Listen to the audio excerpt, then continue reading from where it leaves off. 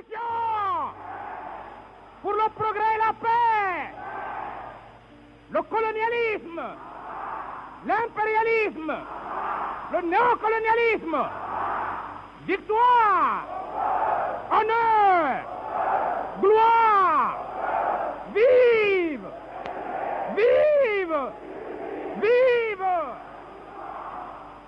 Alors camarades, j'ai dit que je ne présente pas notre frère, notre ami, notre compagnon de route qui est à nos côtés. Il n'est pas un étranger en Guinée.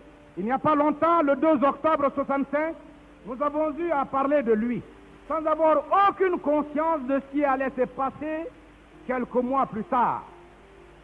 Nous avons parlé de l'homme comme un Nkrumah, artisan infatigable de la construction de la patrie africaine.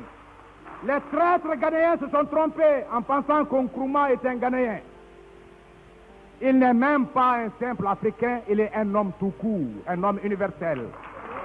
Nous voudrions dire aussi à tous les États du monde que la position de chaque nation à l'égard de la rébellion des traîtres militaires du Ghana sera le critère qui nous permettra d'apprécier l'honnêteté des rapports unissant l'Afrique à chacun de ses États.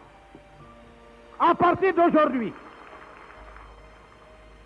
toute radio, qu'elle soit de Washington, de Paris, de Londres, de Bonn, de Moscou, de Pékin, toute radio